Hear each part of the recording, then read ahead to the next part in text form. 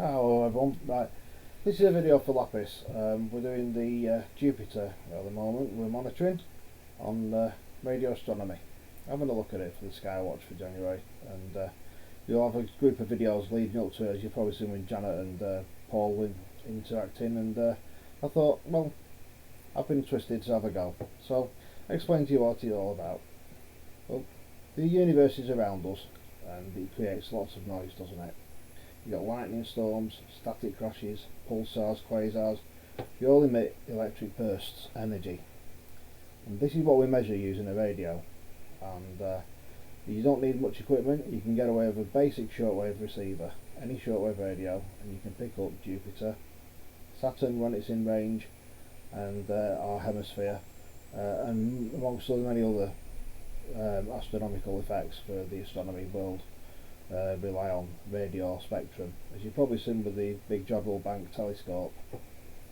Well, for my part of the hobby, I'm an amateur radio operator, call sign Mike 0 Juliet Foxtrot Echo M0JFE, and I've been doing the hobby now for over 20 years, and started when I was 10 years old with a home radio.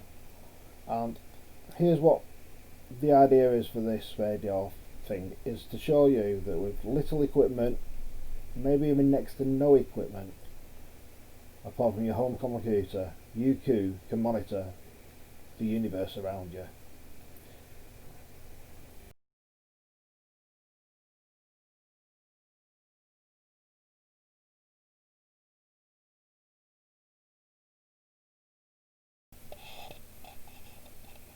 Hi everyone, back again, John. Right, here we are. I'll show you some of my equipment, what we'll be using today. It's night time here. It's 1847. So above the Earth, you've got different layers in the atmosphere above the Earth and in the ionosphere. So you've got them labelled D, E, F1 and F2 layers. Now, the reason they're named is so we can work out what's happening with each layer, and everyone knows what you're associating with when you talk about it. So, those of you who have listened on AM radios in your car stereo or home, and night time comes, and you can pick up Germany, Luxembourg, Belgium, France, all the continent quite comfortably. And sometimes you can even pick up Israel and far off distant stations. Why is that? At night time you can, but daytime you can't. Well, I'll tell you why. Because with the sun, the solar energy charges the atmosphere above the Earth, and it forms the D layer during daylight hours. So where we are in the UK, it's now dark. The D layer has vanished. It started dissipating around about 5 o'clock, 4 o'clock, 5 o'clock, it starts dissipating in the UK at the moment. We're heading to the shortest day of the year, aren't we? And that's what's happening. So hence, when you put AM on, you'll listen on the medium wave, and you'll hear all these foreign stations start coming in. 828 Rock, from Holland, and stuff like that. You'll get them all. And that tells you a good key that, right, there's less layers up there blocking the signal from the universe. It's got to punch through not just our space junk, but also all those layers that are charged and come through to where we are, sat on solid ground, waiting for something to happen. So let's have a look at some of the equipment. I know it's a bit advanced, some of my stuff, but you don't have to go like I have, and I will show you in another video a way you can do this with just your home PC, and you don't have to be in the UK to do it either. You can access the whole world and do it. Right, here we go. I'll show you some of my equipment. Right, first of all, we've got that radio there. Right, that's a Yaesu FT2000. It's a transceiver. It's operating on 22 megs at the moment, and that's where you'll find Jupiter about that. I'll go through some settings on there. It'll probably be a bit advanced, but don't worry, just stay with me on this one, because you'll need them when you go and do the next play video later on. Okay, so what's the box on top with the two knobs and the centre knob? Well, that's a tuning unit for the antenna. I've got a 102 foot aerial outside, It's a dipole, and basically what I do is I tune it up resonant for the frequency I'm operating on or receiving on. The speaker next to it is a process speaker. It's got filters in it and everything. For this you don't really want filters, you want to listen to everything. Yes, you can use filters, and I'll show you a demonstration in another video at some point of the filters coming into their own, so you can just hear the lightning strikes and nothing else on Jupiter when Europa's in position. Right, we'll move round, and we've got the little box under there. See the green light? I know lighting is not brilliant, but the green light there tells you that is my data interface. Well, what does that do? It takes the signals from the radio and puts them through to the main PC. And what do you get? This is what you get when it comes on. Right, here we go. We've got all signals now going into the PC. This is a program. It's called November Alpha P3, NAP3, and it's basically a piece of software for software-defined radios, and it gives you a way of monitoring the radio spectrum in great detail. So what have we got on the screen? Well, where them spiky bits are at the top, you're measuring from the bandwidth of 22.090 to all the way to the right hand side of the screen to 22.135. So you've got a huge chunk of the radio spectrum there. Now I'll run the program and you watch what happens. Okay, so you can see that all coming down the screen, can't you? I'll turn the sound up in a bit later on and you'll hear it. That bit at the bottom, they call it a waterfall,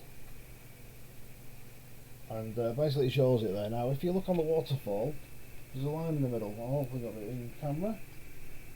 Apologies for the wobbly photos, but we're doing the best I can. Right, see that straight line down the middle? And the spikes at the top, there's a big spike in that middle on that red line, isn't there?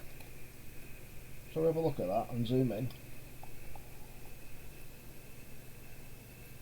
So we go there and we zoom right all the way in. Boing. See how the spectrum changes? It's got greens now, reds. And look at that spike, it's no longer a spike, is it? It's 1, 2, 3, 4, 5, 6, 7, 8 signals at least. I can peak hold it. There's 10 signals there, okay? So what are those signals that we're receiving? Well, so I'll turn up the volume and we'll see what we've got.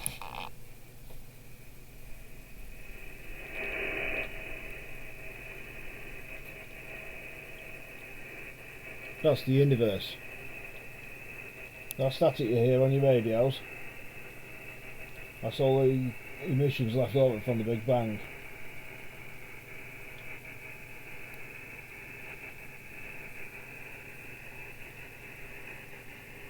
I hear that? That is lightning. That is the lightning on Jupiter you are listening to. These little colours here, where it's red, that's the lightning strikes. So if I zoom right in, I don't know if this camera picks it up, but hopefully it will do. You've got red bits on there, like waterfall coming down. On that waterfall there, you see that there's those little red speckles, they're all lightning strikes coming from Jupiter, bouncing off Europa. See if I can't do anything with filters to bring it up.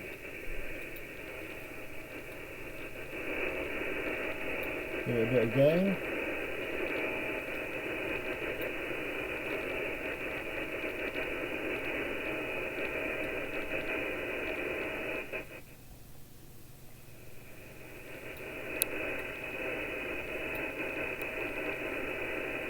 Nothing, it's not. Oh yeah, I can hear him better now.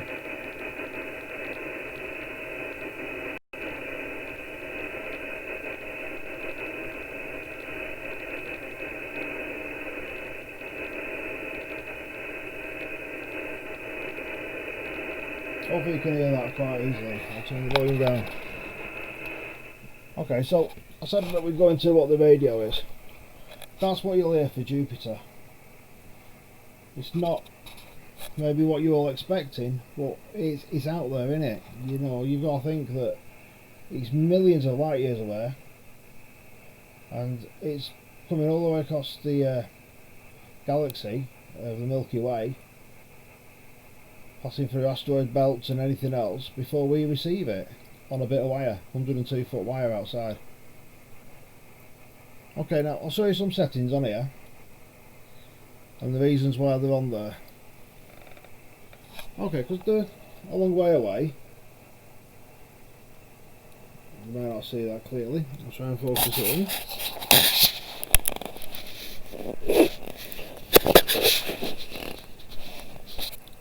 That better for you guys? Right. I'll try my best. There we go. Right. What you're looking at there on the right hand side is AGC, automatic gain control. You want that on slow. Why? Because the signals are coming in that fast. You don't want your radio pumping away trying to go, oh, signal, signal, signal, signal, jumping, jumping, jumping, jumping. So stop that, you put that on slow. Okay, what else have we got? Well, I've got a preamp in there. That boosts the signals that come in from outer space, so we can detect them, monitor them. But when you put boost on, you actually pull in a load of mush, don't you? A lot of noise. And this is the next bit I'm going to show you what happens. At the moment I'm running a 2-stage preamp with 30 odd dB gain.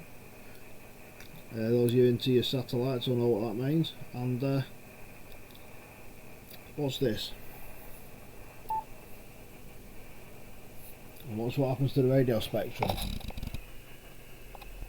So it's changed. I'll turn the equaliser off. That's straight out of the radio. See how that changed, and I'll put the preamps in and see what the difference in the picture is.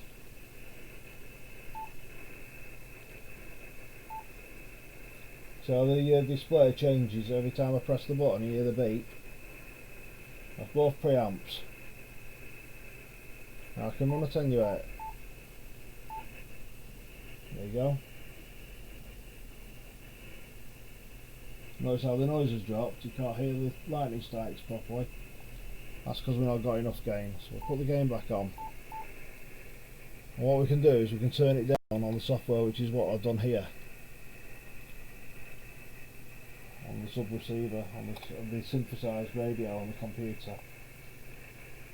And that, my friends, is how you receive Jupiter. And for those of you who want to know the frequency, that's where I am. 22.111.57. We'll do a bit more in a minute on how to use your home PC to receive Jupiter using other people's equipment. Yes, it's legal.